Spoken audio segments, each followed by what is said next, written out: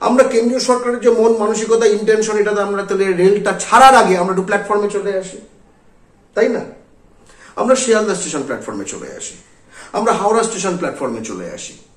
জানেন, একটা দোকানও যেখানে বাঙালি কিনবে মূলত আর বেচবে, যেখানে বেচার জন্য কোনো ট্যালেন্ট লাগে না, শুধু লোকেশনটাই যথেষ্ট, একটা বাঙালিকে দেওয়া হয়নি। এবার এই প্রক্রিয়াটা, অথচ রেল যেই ছাড়তে শুরু করলো সেখানে সব লেবু লজেন্স নিয়ে, আর তোমার হজমের নিয়ে, আর তোমার 10 টাকায় 4টে পেন নিয়ে, সেফটি পিন নিয়ে, অকখর বই নিয়ে কত বাঙালি হাজির হয়ে যাচ্ছে এই দিলখুশা নিয়ে, কত বাঙালি হাজির হয়ে যাচ্ছে ঘটি গরম নিয়ে এই ভয়ঙ্কর জিনিস আটকাতে, যে বাংলার মাটিতে বাঙালি 1 পয়সা আয় করবে কেন। আরে ভেবে দেখো, মা তারার উপাসকরা মা তারা এক্সপ্রেসে রেল হকারি করতে তাদের বাধা দিচ্ছে সেই হিন্দুস্তানি বিউপি বিহারি আরপিএফ, যারা মা তারার উপাসক নয়।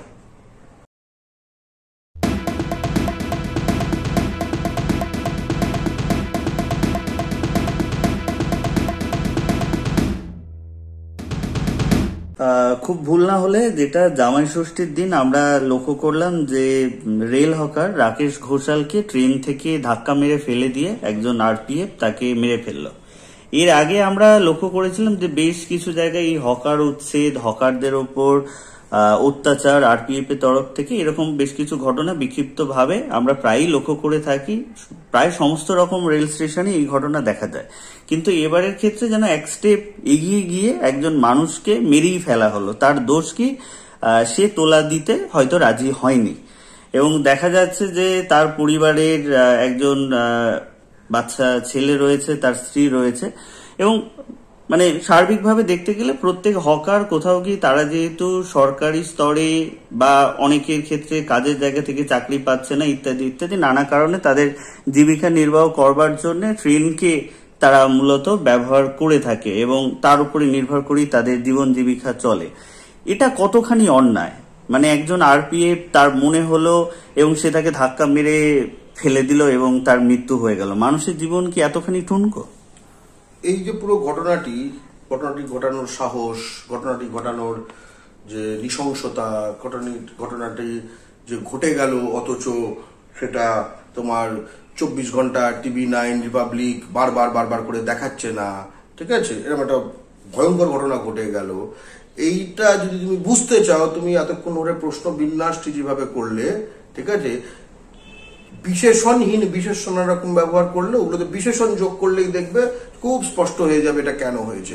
একজন হিন্দিভাষী আরপিএফ একজন বাঙালি রেল হকারকে খুন করেছে।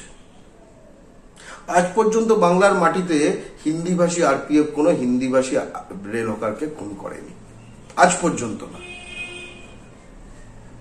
আজ পর্যন্ত বাংলার মাটিতে যে সামান্য কজন বাঙালি আরপিএফ রয়েছে তারা কোনো বাঙালি রেল হকার, হিন্দিভাষী রেল হকার কাউকে খুন করেনি।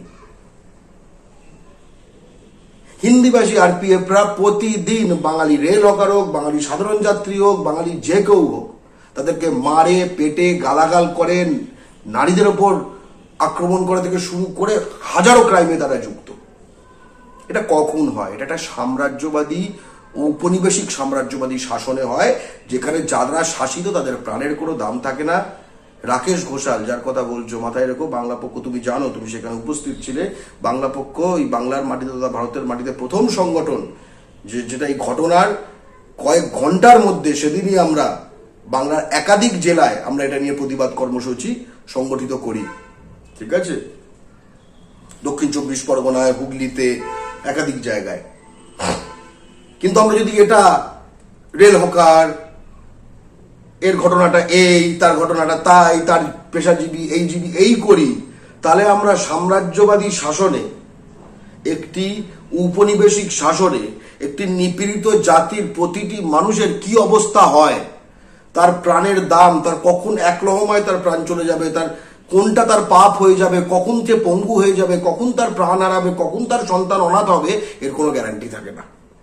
কখন সে ধনহীন হয়ে যাবে, কখন তার বোন, মা, স্ত্রী ধর্ষিতা হয়ে যাবে তার কোনো গ্যারান্টি থাকে না। বহিরাগতদের দ্বারা খুন হবে, ধর্ষিতা হবে, লুণ্ঠিত হবে, এর কোনো গ্যারান্টি থাকে না। এবং তাদের প্রতিনিধিত্ব করতে শুরু করবে বহিরাগতরা। রেল পুলিশে আমরা ডেপুটেশন দিয়েছি, অনেকগুলো ঘটনায় ডেপুটেশন দিয়েছি। সেখানে রেল পুলিশ আমাদের থ্রেট করার চেষ্টা করেছে।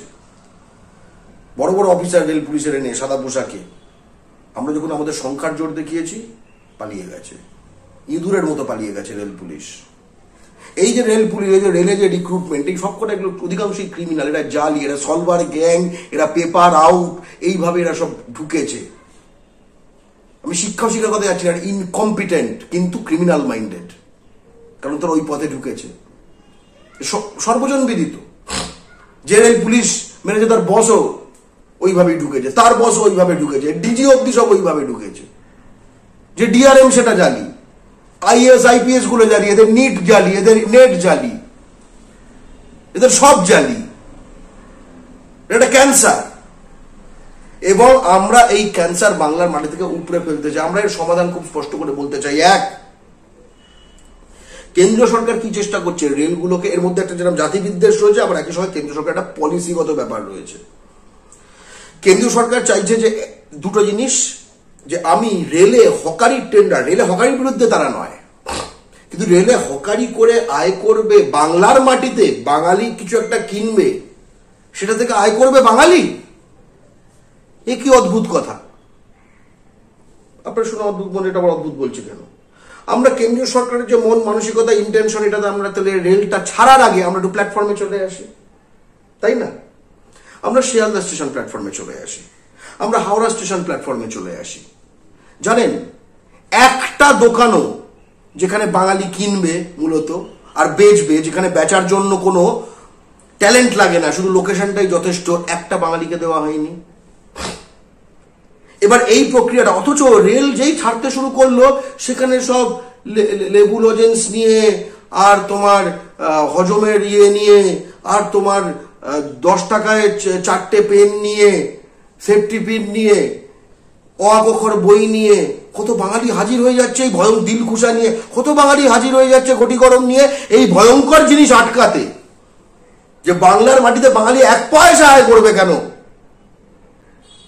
তারা কি করছে, রেলগুলোকে তারা বলছে যে, এক, রেল পুলিশ কি করে, বাঙালি, আমার কাছে রেকর্ডিং আছে, বর্গ চ্যাটার্জি ইউটিউব চ্যানেলে গিয়ে রেকর্ডিং গুলো পেয়ে যাবে। বাঙালি রেল হকার বলছে যে ওই বিহারি রেল হকার গুলোকে অ্যালাউ করে দেয়, তারপরে আমাদের আর নামতে দেয় না। তারপর বলেছিল, কয়েকটা ট্রেনের নামও বলেছিল, মা তারা এক্সপ্রেসের কথা বলেছিল। আরে ভেবে দেখো, মা তারার উপাসকরা মা তারা এক্সপ্রেসে রেল হকারি করতে তাদের বাধা দিচ্ছে সেই হিন্দুস্তানি, বিউপি, বিহারি, আরপিএফ, যারা মা তারার উপাসক নয়। ঠিক আছে? এবং সেখানে এটা তো ছিল একটা ইনফরমাল সিস্টেম, যে আমি আমার দেশওয়ালি ভাইগুলোকে অ্যালাউ করবো, বাঙালি দেখলে হ্যাট হ্যাট মারবো, ধরবো, কখনো খুন করে দেবো, পেটাবো, তোলাবাজি করবো। আপনারা দেখছেন আওয়াজ, রোজকারের হক কথা। ফর মোর আপডেটস অ্যাবাউট আওয়াজ, please subscribe our YouTube channel.